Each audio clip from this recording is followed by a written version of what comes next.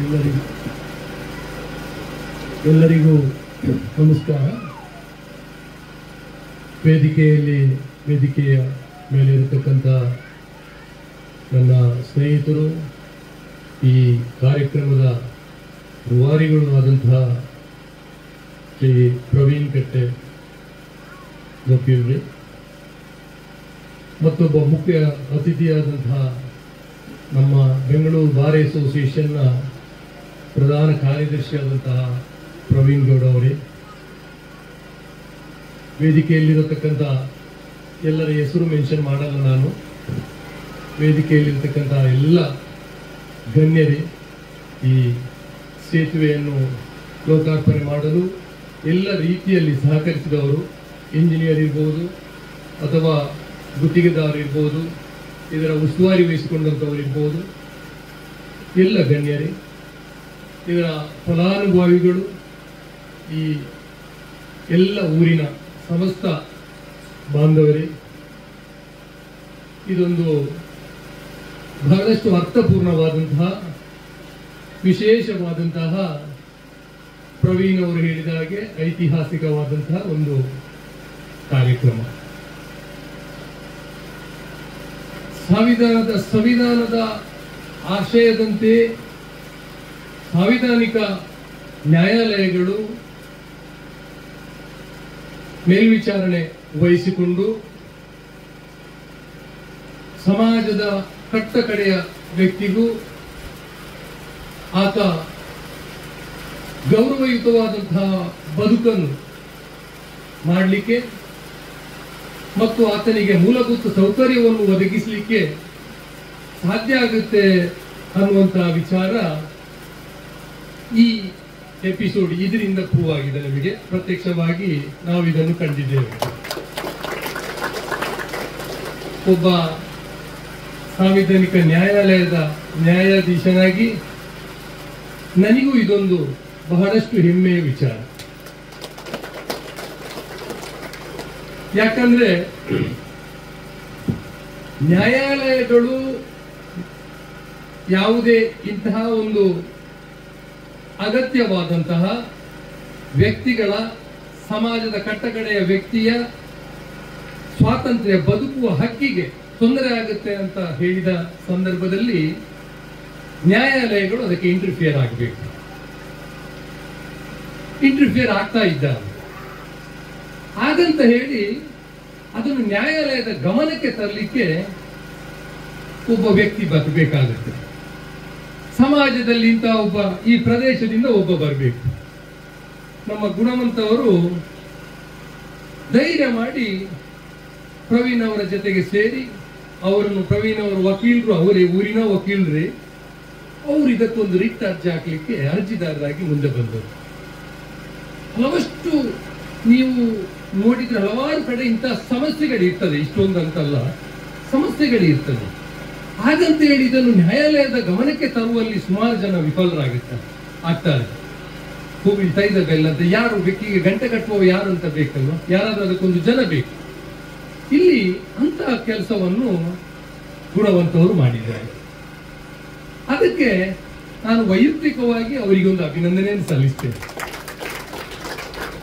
ಅದೇ ಪ್ರಕಾರ ನಾನು ಹೇಳಿದ ಇದರ ರೂವಾರಿಯಾದಂತಹ ಪ್ರವೀಣ್ ಕಟ್ಟೆ ಅವರು, ನಾನು ನ್ಯಾಯಾಧೀಶ ಆಗುವ ಮೊದಲೇ ನನಗೆ ಪ್ರವೀಣ್ ಕಟ್ಟೆಯವರು ಆತ್ಮೀಯರು, ಭಾರಿ ಆತ್ಮೀಯರು. ಸಮಾಜದ ಯಾವುದೇ ಒಂದು ಸಾಮಾಜಿಕ ಕಳಕಳಿ ಇರುವಂತಹ ಒಂದು, ಬಹಳಷ್ಟು ಸಾಮಾಜಿಕ ಕಳಕಳಿ ಇರುವಂತಹ ಮನುಷ್ಯ. ಸಮಾಜದ ಯಾವುದೇ ಒಬ್ಬ ದುರ್ಬಲ ವರ್ಗದವರಿಗೆ ಏನಾದ್ರೂ ತೊಂದರೆ ಆದ್ರೆ ಮುಂಚಿನಿಂದಲೂ ಅದಕ್ಕೆ ಏನಾದ್ರೂ ಒಂದು ಮಾಡಬೇಕು ಸರ್ ಅಂತ ನನ್ನಲ್ಲೂ ಎಷ್ಟೋ ಸರಿ ಅದನ್ನು ಹೇಳಿದ್ದಾರೆ. ಇದು ಏನಾದ್ರೂ ಒಂದು ಮಾಡಬೇಕು ಸರ್, ಇದು ಅನ್ಯಾಯ ಆಗ್ತಾ ಇದೆ, ಸಮಾಜದಲ್ಲಿ ಇಂಥ ಒಂದು ಅನ್ಯಾಯ ಆಗ್ತಾ ಇದೆ, ಅದಕ್ಕೆ ಏನಾದ್ರೂ ಒಂದು ಮಾಡಬೇಕು ಅಂತ. ಯಾವುದೇ ರೀತಿಯ ಸಂಭಾವನೆ, ಯಾವುದೇ ರೀತಿಯ ಫೀಸ್ ಇಲ್ಲದೆ, ಏನಿಲ್ಲದೆ ಅಂತ ಕಾರ್ಯಕ್ರಮದಲ್ಲಿ ಇದು ಒಂದಂತಲ್ಲ, ಹಲವಾರು ಇಂಥ ಕೇಸುಗಳನ್ನು ನಡೆಸಿದ್ದಾರೆ. ಸೊ ಇದರಲ್ಲಿ ಅವರದಾದಂಥ ಒಂದು ಚಿಕ್ಕ ಸ್ವಾರ್ಥ ಇದೆ, ಅವರ ಊರೇ ಇದು. ಆದ್ರೆ 9 ವರ್ಷಗಳ ಕಾಲ ಸುದೀರ್ಘವಾದಂತಹ ಕಾನೂನಿನ ಹೋರಾಟ ಅದು ಯಾಕಂತ ಹೇಳಿದ್ರೆ ಒಂದು ಮಟ್ಟಿಗೆ ನಿಮಗೆಲ್ಲರಿಗೂ ಗೊತ್ತಿದೆ, ನ್ಯಾಯದಾನ ಅಂತ ಹೇಳಿದ್ರೆ ಹಲವಾರು ಕಾರಣಗಳಿಂದ ವಿಳಂಬ ಆಗ್ತಾ ಇದೆ. ಅದಕ್ಕೆ ಯಾರು ಹೊಣೆ ಅಂತ ಅಲ್ಲ,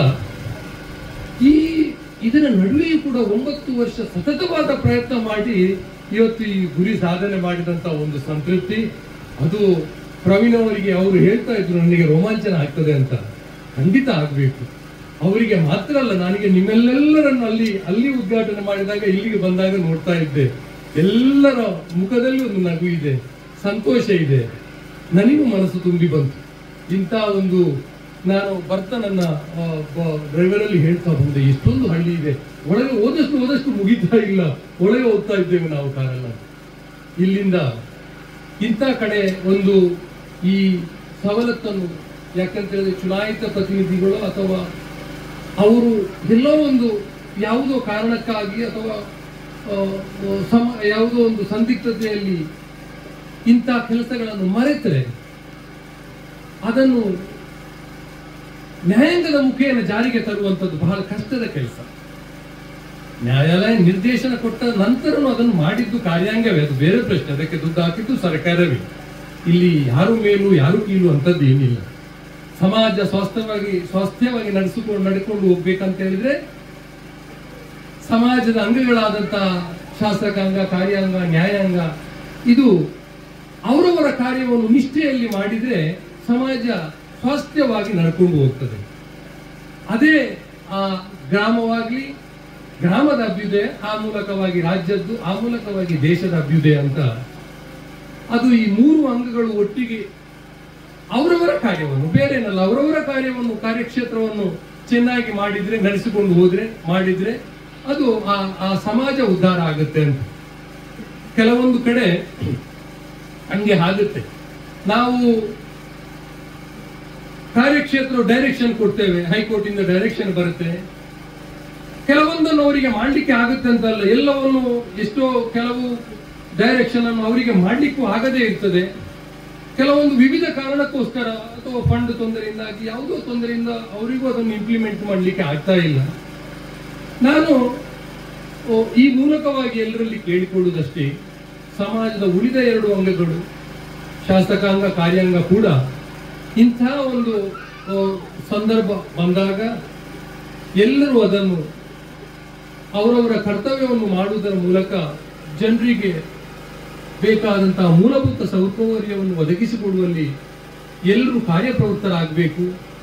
ಒಬ್ಬರ ಡೈರೆಕ್ಷನ್ ಇಂದ ಮತ್ತೊಬ್ಬರು ಕೆಲಸವನ್ನು ಮಾಡ್ತೇನಂತ ಅಲ್ಲ, ಅವರವರ ಕೆಲಸವನ್ನು ಮಾಡೋಣ.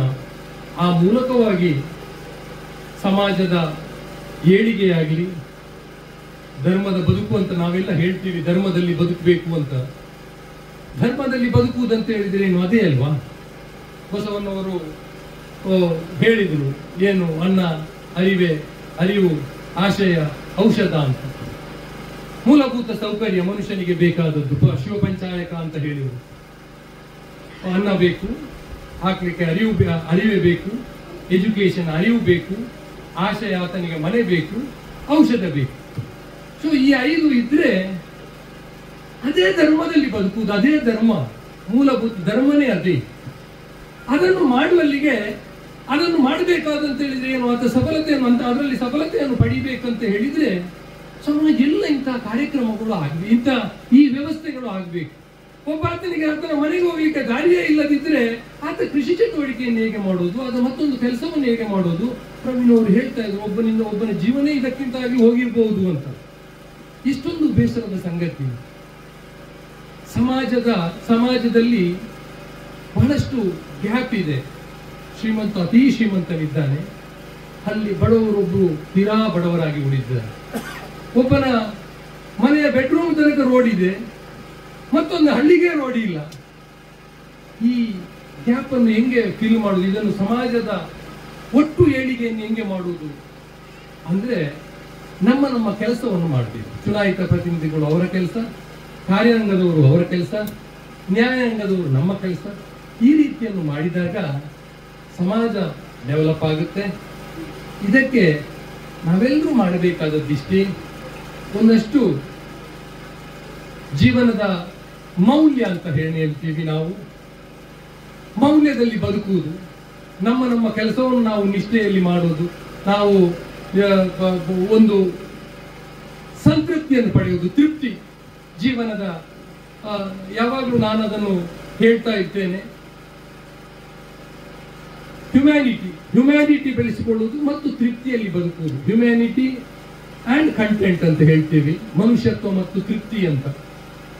ಯಾರಲ್ಲಿ ಮನುಷ್ಯತ್ವ ಮತ್ತು ತೃಪ್ತಿಯನ್ನು ನಾವು ಯಾವಾಗ ಹೊಂದಿಸ್ಕೊಳ್ತೀವಿ, ನಮ್ಮಲ್ಲಿ ನಾವು ಅದನ್ನು ಆ ಮನುಷ್ಯತ್ವವನ್ನು ಬೆಳೆಸಿಕೊಳ್ತೀವೋ, ಅಥವಾ ನನಗೆ ಇಂಥ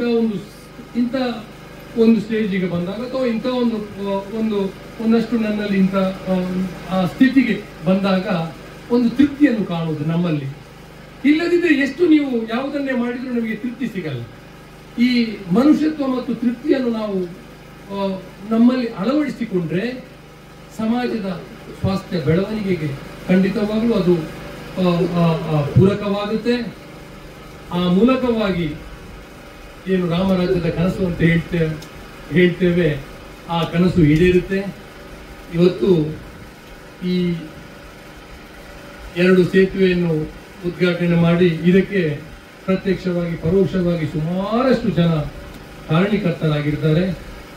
ಅವರಿಗೆ ಎಲ್ಲರಿಗೂ, ನಿಮ್ಮ ಈ ಊರಿನ ಎಲ್ಲರಿಗೂ ಮತ್ತು ಅದಕ್ಕೆ ಕಾರಣರಾದಂತಹ ಇರ್ಬೋದು ಅಥವಾ ಯಾರು ಉಸ್ತುವಾರಿ ತಗೊಂಡವರಿರ್ಬೋದು, ಇವರೆಲ್ಲರಿಗೂ ನಾನು ನನ್ನ ವೈಯಕ್ತಿಕವಾಗಿ ನಿಮ್ಮ ಪರವಾಗಿ ಅವರೆಲ್ಲರಿಗೂ ಅಭಿನಂದನೆಯನ್ನು ತಿಳಿಸ್ತಾ, ನೀವೆಲ್ಲರೂ ಪ್ರೀತಿಯಲ್ಲಿ ಒಂದು ಉತ್ಸವದ ರೀತಿಯಲ್ಲಿ ಇಲ್ಲಿ ಈ ಮಳೆಯಲ್ಲೂ ಇಲ್ಲಿ ಬಂದು ಪಾಲ್ಗೊಂಡಿದ್ದೀರಿ.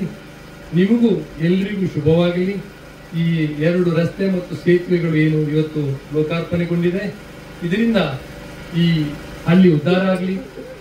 ಆ ಮೂಲಕವಾಗಿ ರಾಜ್ಯದ ಉದ್ಧಾರ, ದೇಶದ ಉದ್ಧಾರ ಆಗಲಿ. ಎಲ್ಲರಿಗೆ ಮತ್ತೊಮ್ಮೆ ನನ್ನ ಅಭಿನಂದನೆಗಳನ್ನು ತಿಳಿಸ್ತಾ, ನನ್ನನ್ನು ಇಲ್ಲಿ ಕರೆಸಿದ್ದಕ್ಕೆ ನನ್ನ ಪ್ರವೀಣ್ ರವರು ಹೇಳಿದ್ದು ನಾನು ಒಪ್ಪಿಕೊಂಡು ಬಂದು ನನಗೆ ಇಲ್ಲಿ ನೋಡಿದಾಗ ಅಯ್ಯೋ ನಾನೇನಾದ್ರು ಬರದಿದ್ರೆ ದೊಡ್ಡ ತಪ್ಪು ಮಾಡ್ತಾ ಇದ್ದೆ ಅಂತ ಆಯ್ತು. ಸೊ ಎಲ್ಲರಿಗೂ ವಂದಿಸ್ತಾ ನನ್ನೆರಡು ಮಾತನಾಡಿ.